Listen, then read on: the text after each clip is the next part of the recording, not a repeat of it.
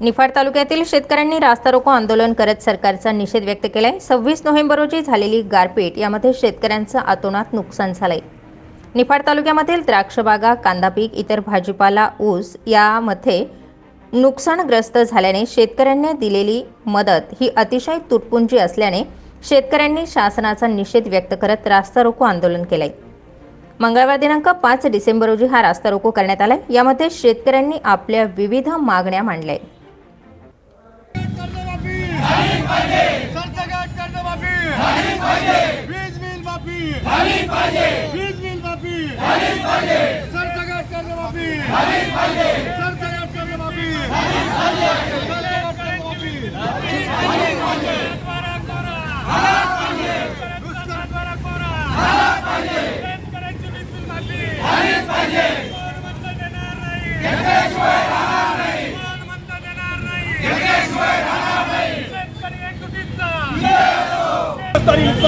शेतकऱ्यांच्या वतीनं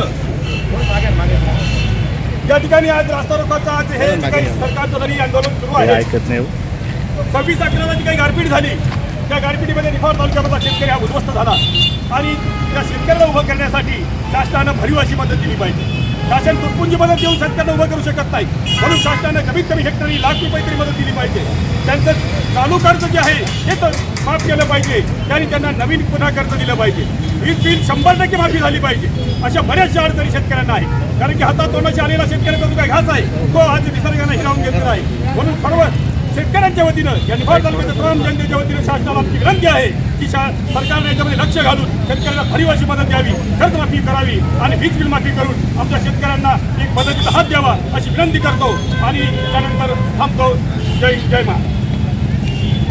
जिल्ह्यामध्ये जी काही गारपीट झाली 26 तारखेला आणि या 26 तारखेमध्ये या शेतकऱ्यांच्या हाताशी आलेले अनेक पिकं होती। कांदा असेल, प्रमुख पीक म्हणजे द्राक्ष, हे द्राक्ष पीक अतिशय 90% खर्च करून शेतकऱ्यांनी या ठिकाणी तयार केलेलं पीक, हाताशी आलेलं पीक अतिशय कष्ट करून शेतकऱ्यांनी यावर्षी काहीतरी शेतकऱ्यांना मिळेल अशा दृष्टीनं शेतकऱ्यांनी सर्वांनी हे पीक उभं केलं होतं। परंतु निसर्गाचा लहरीपणा, या लहरीपणामध्ये कधी न बसणारी अशी मोठी गार, ही गार छोटीच्या साईडला पाणी असणारी, परंतु ही 26 तारखेला गार झाली, ती अतिशय मोठ्या प्रमाणामध्ये गार झाली आणि शासनाने दिलेली नुकसान भरपाई ही अत्यल्प आहे। यामध्ये वाढ करण्यात यावी। सोसायटी व बँकेचं असलेलं पीक कर्ज माफ करण्यात यावं। शेतीसाठी असलेलं वीज बिल माफ करण्यात यावं। चालू कर्ज माफ करून नवीन पीक कर्ज तात्काळ देण्यात यावं। अशा प्रकारच्या मागण्या यावेळी शेतकऱ्यांनी केल्या। मला या ठिकाणी गेल्या काही दिवसापूर्वी 26 तारखेला गारपीट झाली आणि त्या गारपिटीमध्ये प्रचंड असं शेतकऱ्याचं नुकसान झालं। त्या नुकसानीमध्ये पूर्ण शेती उद्ध्वस्त झाली, द्राक्षाचं होतं तर नव्हतं झालं। अशा परिस्थितीमध्ये शेतकरी पूर्ण उद्ध्वस्त झालेला आहे आणि ह्या उद्ध्वस्त झालेल्या परिस्थितीमध्ये आमच्या मागण्या आहेत की शासनाने आतापर्यंत अनेक वेळा सांगितलं की शेतकऱ्याला 7/12 कोरा केला जाईल, शेतकऱ्याला कर्ज माफ केलं जाईल, परंतु आज तुटपुंजी अशी कर्जमाफी शेतकऱ्याला मिळाली, त्याच्यामुळे आतापर्यंत शेतकरी त्या ठिकाणी मेटाकुटीला आलेला आहे।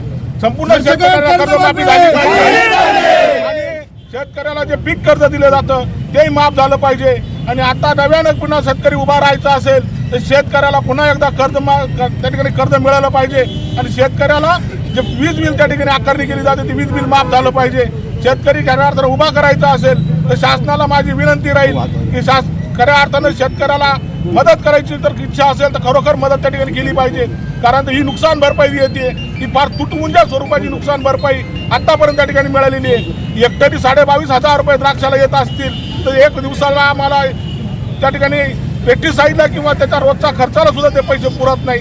अशा परिस्थितीमध्ये खर्च आणि एकंदर सगळ्या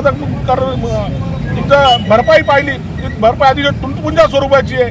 शेतकऱ्याला उत्पादन खर्चावर आधारित त्या ठिकाणी नुकसान भरपाई मिळाली पाहिजे, या अशा प्रमुख मागण्या आमच्या त्या ठिकाणी आहेत।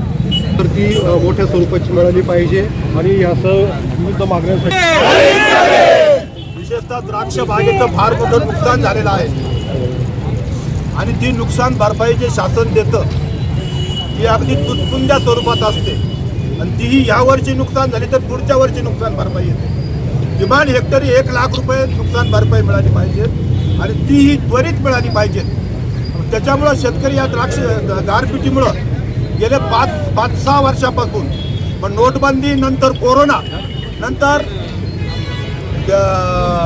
तुमच्या गॅरपीट झाली, 2015ला गारपीट झाली.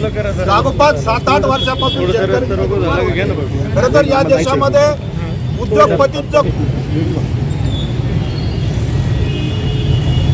26 नोव्हेंबरला निफाड तालुक्यामध्ये आणि परिसरामध्ये फार मोठ्या प्रमाणावर गारपीट आणि वादळी पावसामुळे द्राक्ष पिकासह कांदा, मका, सोयाबीन, मका आणि जे रब्बी पिकं आहेत त्या हंगामी पिकांचं फार मोठ्या प्रमाणावर नुकसान झालं. त्या नुकसानीमध्ये खऱ्या अर्थानं शेतकरी पूर्ण उद्ध्वस्त झालेला आहे. मागच्या काही वर्षापासून शेतकऱ्याला कोरोना असेल किंवा अनेक संकट मागच्या वर्षी गारपीट झाली, त्याच्यामध्ये शेतकऱ्याचं नुकसान झालं.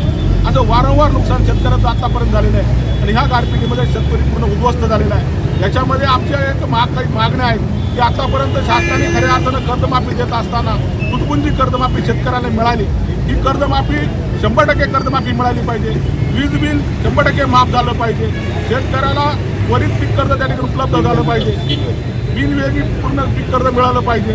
त्याचप्रमाणे आतापर्यंत जेवढी शेतकऱ्याच्या बाबतीमध्ये संकट आली त्यावेळेस खऱ्या अर्थानं आतापर्यंत शेतकऱ्याने काही मागितलं नाही, परंतु आज आमची त्या ठिकाणी भीक मागण्याची वेळ आमच्यावर त्या ठिकाणी आलेली आहे. प्रत्येक शेतकरी गारपिटी जरी एका स्वरूपाची असली पण प्रत्येक शेतकऱ्याच्या पुढे समस्या वेगळ्या वेगळ्या आहेत.